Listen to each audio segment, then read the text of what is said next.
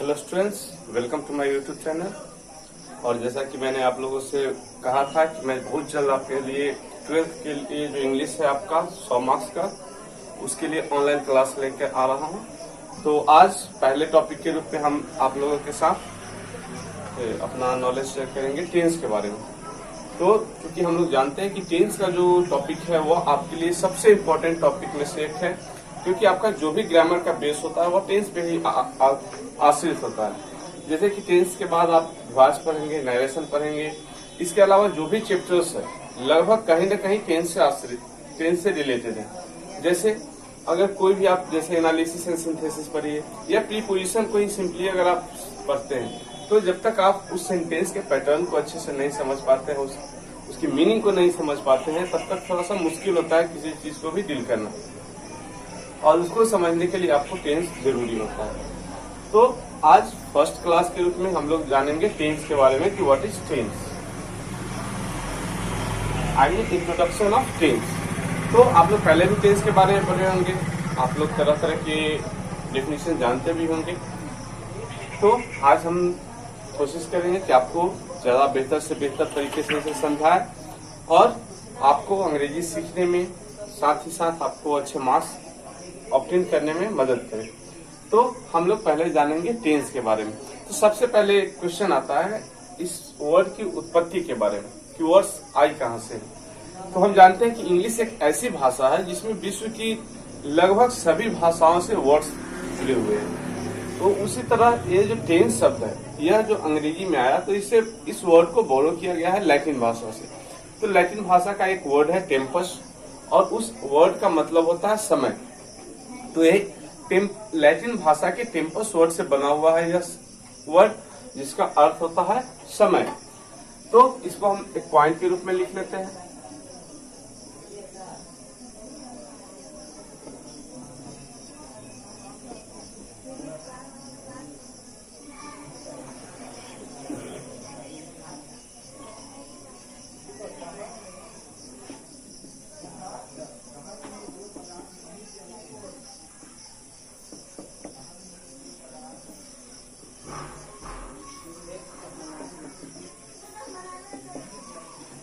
ठीक है, क्या लिखा हुआ है? The word tense is derived from Latin word tempus that means time.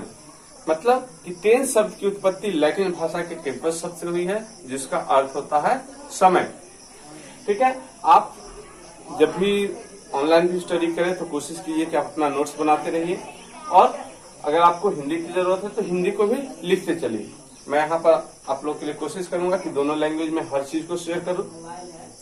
तो जहां तक टेंस के वर्ड की उत्पत्ति के बारे में हम बात करते हैं, तो यह लैटिन भाषा के टेम्पस शब्द से बनी हुई है। और इसके बाद हम लोग देखेंगे इसका definition, what is tense.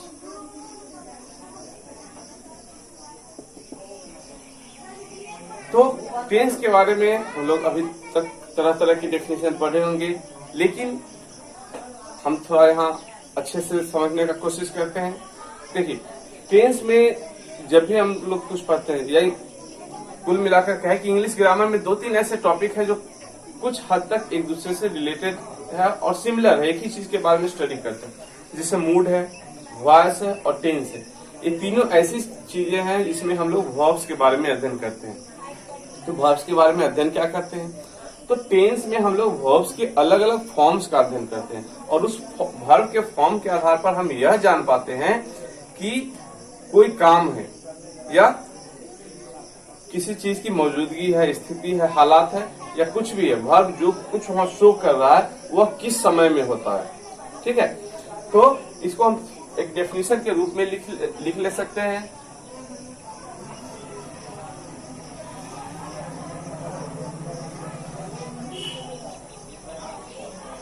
Study of different forms of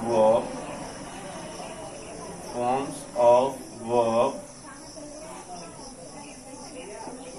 which shows time of an action, event, situation,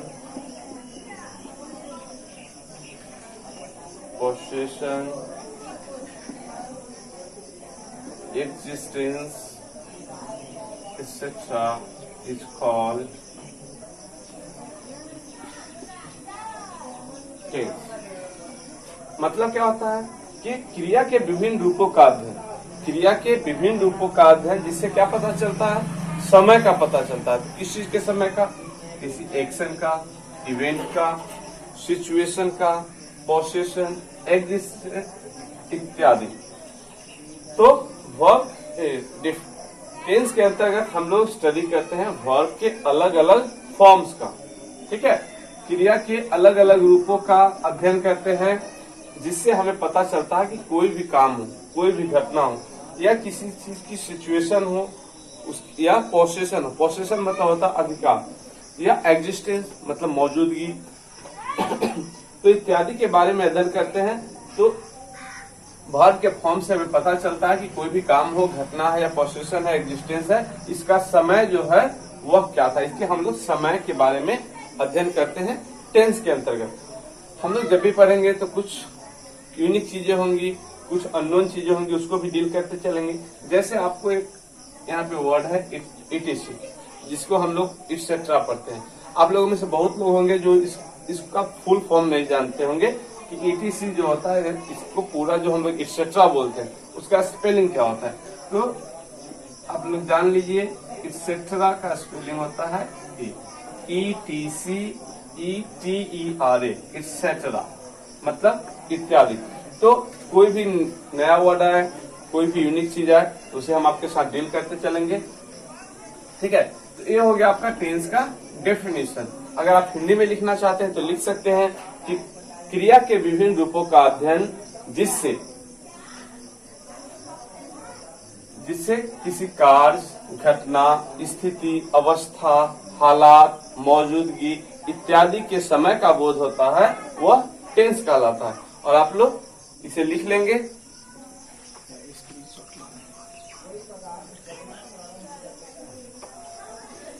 ठीक है, तो ये हो गया आपका टेंस का डेफिनेशन। अब हम लोग देखेंगे कि टेंस होते कितने प्रकार। हम लोग जान रहे हैं, आप भी जान रहे हैं कि टेंस 3 प्रकार के होते हैं।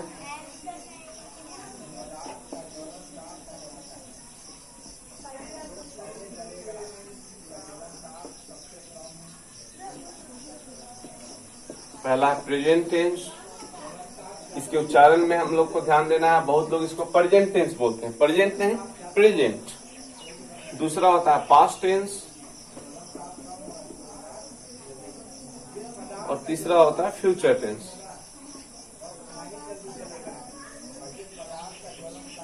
ठीक है, तो ये टेंस के तीनों भाग होते हैं, और तीनों का नाम ही बहुत कुछ हम लोग को दिखला रहा है कि भाई ये कैसा टेंस है, और इसमें हम लोग किस चीज के बारे में अध्ययन करेंगे।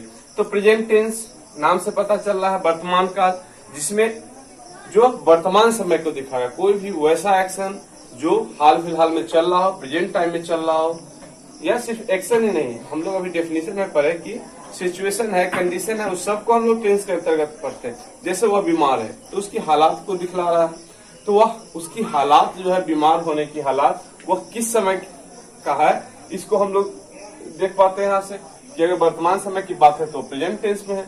अगर उसी को हम लोग बीते समय की बात का जिक्र करते हैं, जैसे कि वह बीमार था, तो वह पास्ट टेंस हो जाएगा, या फ्यूचर टाइम में जैसे कि वह ठीक हो जाएगा, या फिर फ्यूचर टाइम को दर्शाता है। तो ये तीनों टेंस जो है वह अलग अलग चीजों को दिखलाएगा। प्रेजेंट टेंस वर्तमान समय को दिखलाएगा, पास्ट टेंस बीते हुए समय को दिखलाएगा, और फ्यूचर टेंस आने वाले समय को दर्शाता है। तो अब हम लोग क्या करेंगे कि एक एक करके इन तीनों टेंस को स्टडी करेंगे। तो सबसे पहले हम लोग देखेंगे प्रेजेंट टेंस।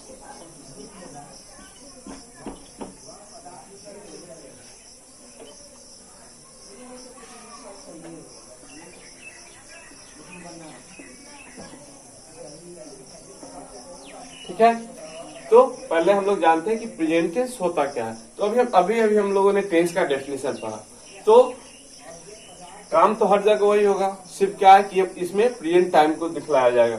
जैसे अगर हम लोग स्टडी करते हैं वर्ब के किसी भी फॉर्म का, तो जब यह पता चले कि कोई काम वर्तमान समय में हो रहा है या कोई भी स्थिति हो, अवस्था हो, हालात हो या किसी चीज की मौजूदगी का बोध हो और वह वर्तमान समय को रेफर कर रहा है तो वह प्रेजेंट टेंस के अंतर्गत आएगा।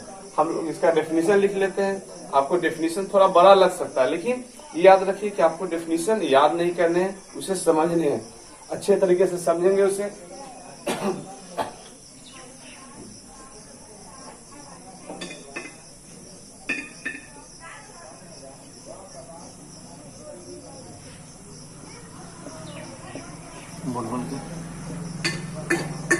ठीक है।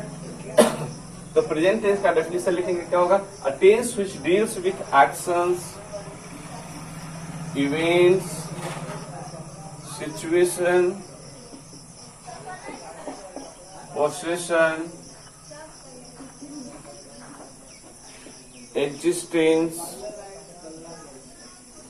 etc. of the subject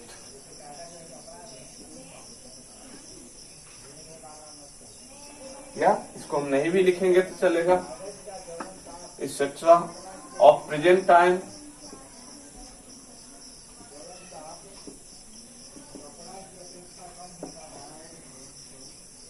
is called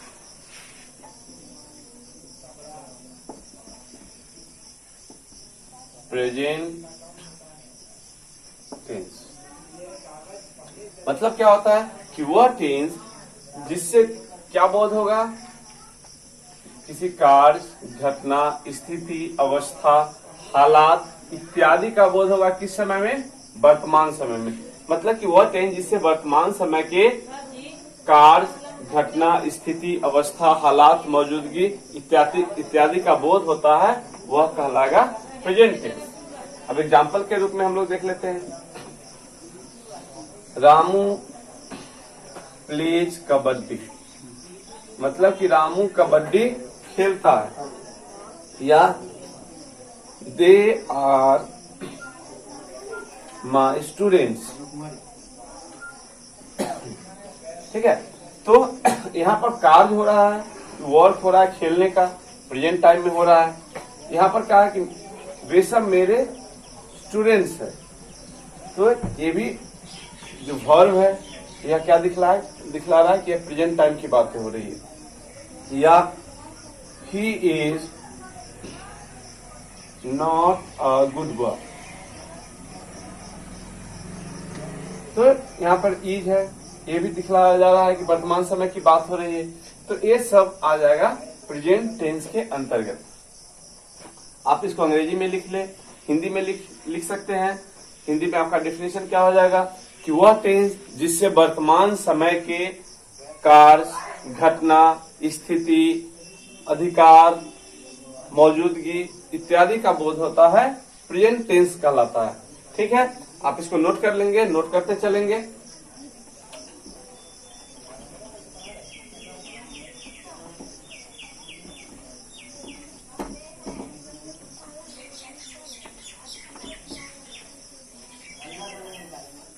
बीच में से कट जाएगा वीडियो से, ये पॉज हो सकते हैं, बोल सकते हैं कुछ। बड़ा पसीना आता है, गर्मी बहुत। ये मतलब बोल रहे हैं ऐसी पोस्ट करते हैं। इसमें से कट सकता है ना? कंटिन्यू बीच में से हटा सकते हैं। अब हम लोग देखेंगे प्रेजेंट टेंस के अलग अलग प्रकार को। तो प्रेजेंट टेंस जो होता है ना, वह 4 भागों में बटा होता है। सिर्फ प्रेजेंट टेंस ही नहीं, आपका पास्ट टेंस है और फ्यूचर टेंस है, वो भी 4 भाग में बटे होते हैं और सब एक ही तरह से बटे हुए, बस वहां पे आपको प्रेजेंट अलग कर देना। तो हम लोग लिख लेंगे present tense is divided into 4 parts.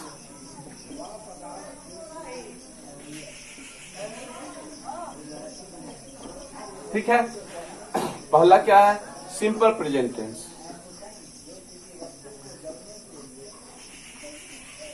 Simple present tense. दूसरा, और इसी का एक दूसरा नाम क्या है? Present indefinite tense.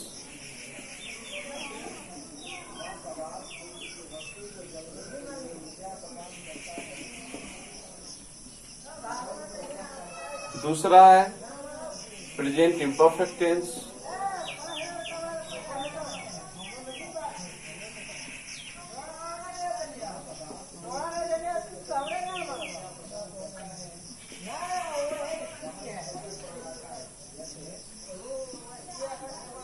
Present continuous,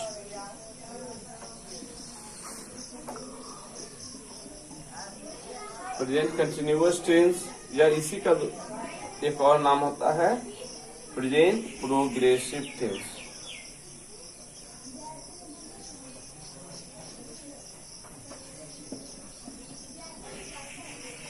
ठीक है। तीसरा होता है प्रेजेंट परफेक्ट टेंस।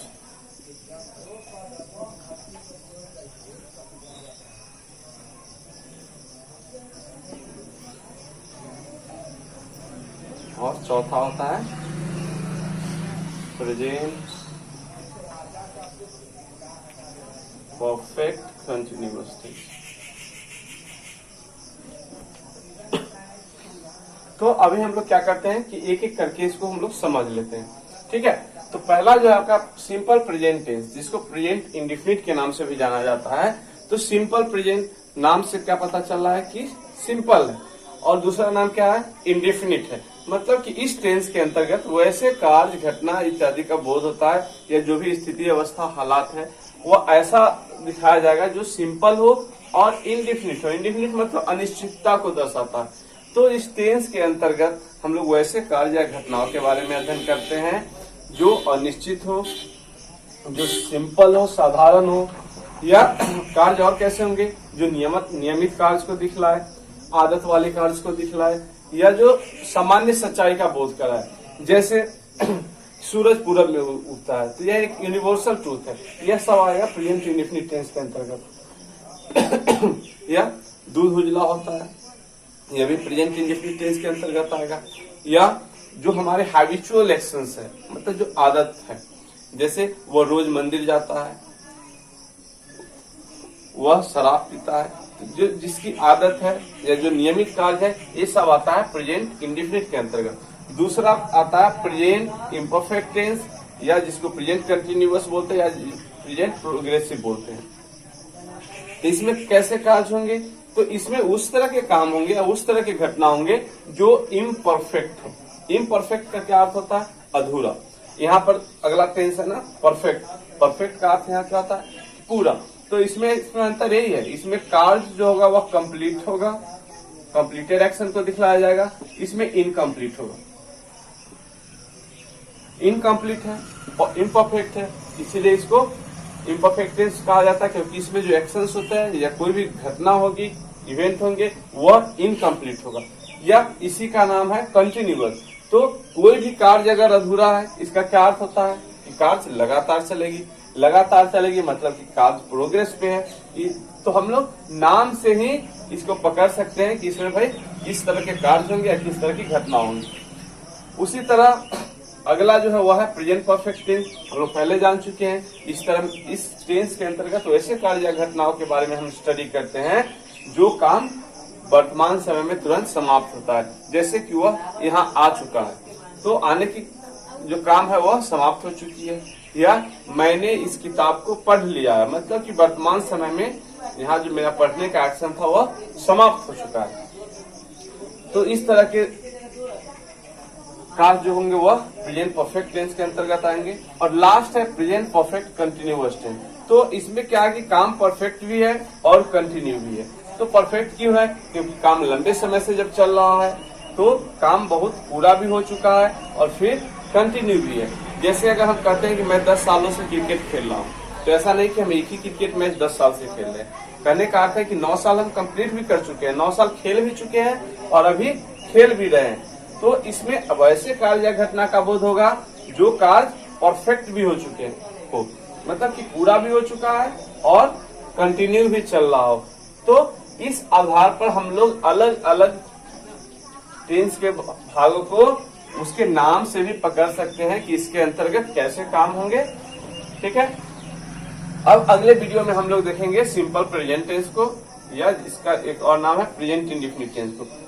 अब हम अगले वीडियो में इसे देखेंगे।